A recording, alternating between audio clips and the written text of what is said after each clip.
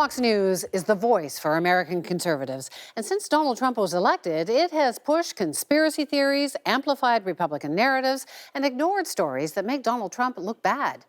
Sean Hannity is one of their primetime hosts. The Daily Beast reported that he has a direct hotline to the president. And here he is defending Trump against reports that he tried to have special counsel Robert Mueller fired. At this hour, the New York Times is trying to distract you. They have a story that Trump wanted Mueller fired sometime last June, and our sources, and I've checked in with many of them, they're not confirming that tonight. But it has been confirmed that Trump did ask about firing Mueller. Even Fox News themselves confirmed it. But the next morning on Fox and Friends, they didn't seem to care. If you look at the fake news bomb, so-called mainstream media right now, they're calling it a huge political bombshell on the cover of the New York Times. He said, you didn't learn anything new. Yeah, he says it's fake news, so let's move on. Howard Kurtz is a media critic and host of Media Buzz on Fox, and his new book criticizes the media for an alleged bias against Trump. And Howard Kurtz joins us now from Washington. Hi, Howard. Nice to see you. We don't have an equivalent of Fox TV in Canada, or an MSNBC for that matter, but watching it, I think Canadians try and they see almost like two parallel universes and wonder, how did you, in American TV news, become so different? I've used that phrase myself, parallel universe, when I'm flipping around, watching all the channels. And that's a trend that's been going on for a long time as American politics and American television have become more polarized. But now in the Trump era, it's sort of on steroids.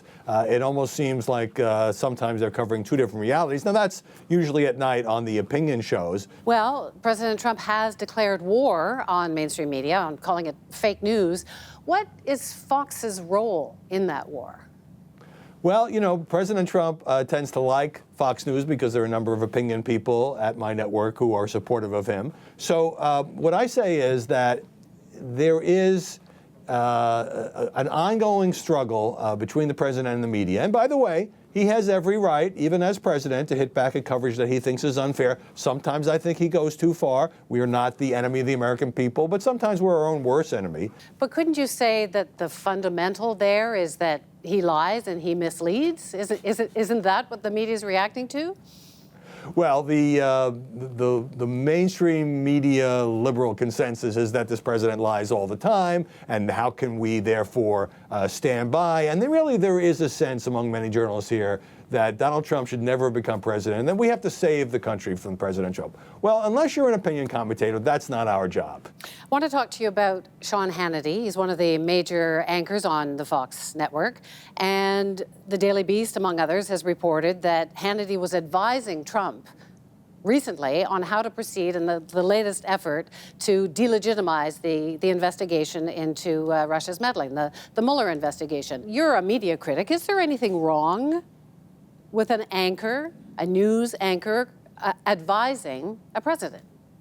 Well, first of all, Sean Hannity is not a news anchor. He is a commentator. He is paid for his opinions. But he has news alerts coming up on his... I'm sure he talks to Donald Trump privately. I don't know if you would say he gives him advice. He gives him advice on the air just about every night, and he's a very, very unqualified, strong supporter of President Trump. And he rips the media for what he sees as unfair coverage of Trump. But, I mean, he's there in prime time. He's not just a commentator.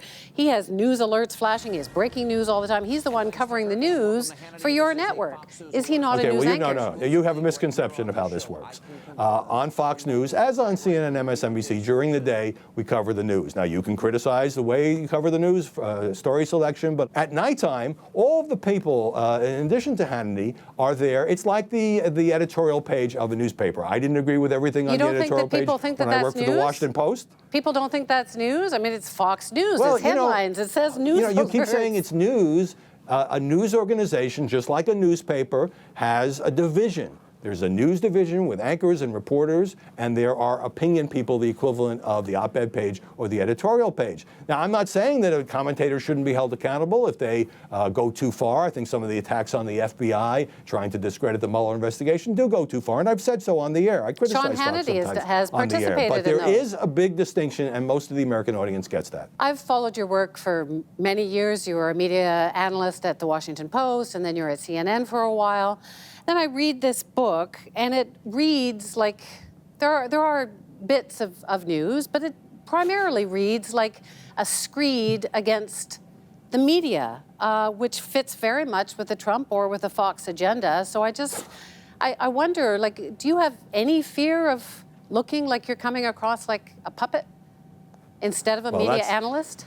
That's a really loaded question, and obviously you have strong opinions about President Trump and the way you think he should be covered. No, I have strong I am the same opinions guy about the media. who anchored his, I am not pro-Trump. I am pro-reality. I am not here to defend Donald Trump. He's got a whole White House to do that. I've interviewed him over the years, and so I understand his strengths as well as his weaknesses. And this book made a lot of news, has made a lot of news, reporting on dysfunction and self-destructive leaks and petty feuds and use of the media at the White House. So it's a book that looks hard at both sides. Well, it's been really interesting to talk to you, because I think Canadians are trying to figure out what's going on with American cable TV and maybe Fox in particular, but you've given us a bit of insight. So thank you so much, Howard. Thank you very much.